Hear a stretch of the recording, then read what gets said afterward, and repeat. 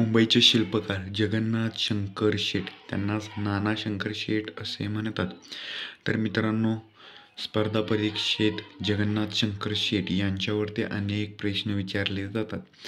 तर आपण त्यांच्या स्पर्धा परीक्षेत विचारल्या जाणाऱ्या प्रश्नांवरती आपण नोट्स काढलेल्या आहेत, त्या आपण सविस्तरपणे पाहूया.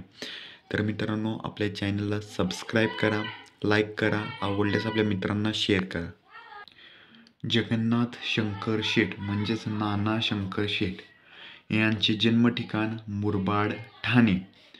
जन्मदिनांक 1803. त्यांची जन्मदिनांक फक्त आपण सालच दिले आहे, कारण की त्यांचं पूर्ण जन्मदिनांक विचारले जात नाही पेपरमध्ये, म्हणून मी फक्त जन्मसाल दिलेले आहे. मूळ आडनाव मुरकुटे. मुंबईचे शिल्पकार असे त्यांना म्हणत. जगन्नाथ शंकर शेट यांना काय म्हणत, असं आपल्याला ऑप्शन असेल खाली, त्याच्या 4 मध्ये एक असेल मुंबईचे शिल्पकार. व्यवसाय हिरे व्यापार. जगन्नाथ शंकर शेट हे कशाचा व्यवसाय करत होते, तर जगन्नाथ शंकर शेट हे हिऱ्याचा व्यापार करत होते. मुंबई प्रांतात मुलींची पहिली शाळा स्थापन केली 1848 रोजी.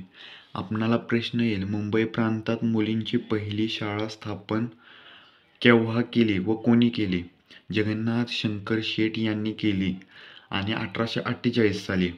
आणि महात्मा फुलेंनी आधी केलेली ती पुण्यामध्ये, आणि ती भारतातील पहिली आहे.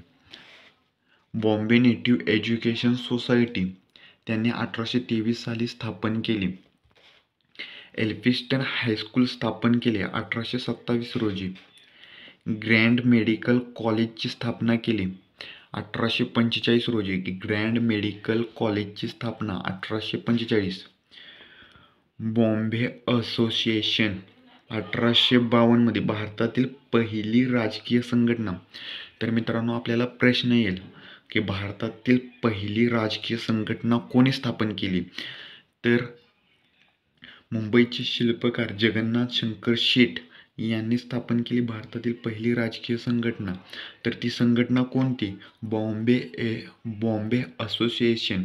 केव्हा स्थापन झाली, तर 1852 रोजी.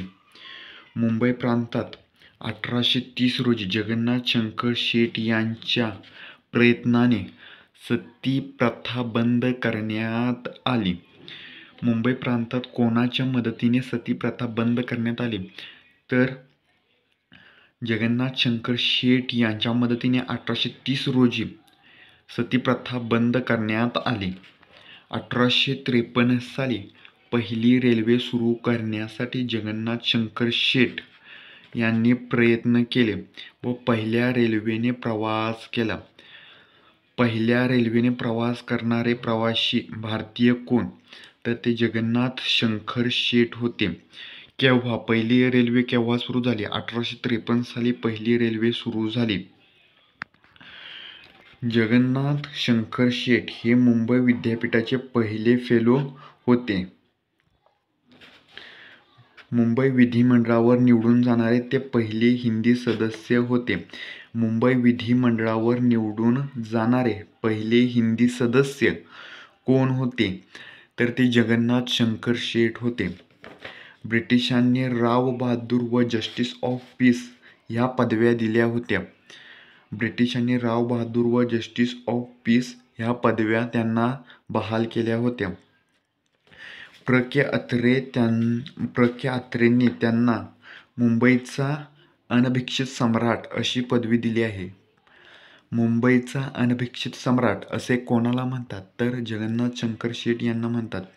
प्र. के. अत्रेंनी त्यांना उपाधी दिली आहे मुंबईचा अनभिषिक्त सम्राट असे. याच्यावरती देखील प्रश्न येतात. आणि त्यांचा मृत्यू 1865 रोजी वयाच्या 62व्या वर्षी मृत्यू झाला. त्यांचा मृत्यू 1865 रोजी वयाच्या 62व्या वर्षी त्यांचा मृत्यू झालेला आहे. तर मित्रांनो, आपल्याला ही माहिती कशी वाटली कमेंटमध्ये सांगा आणि आपल्या मित्रांना शेअर करा. आपल्या चॅनलला सबस्क्राईब करा, लाईक करा. थँक्यू.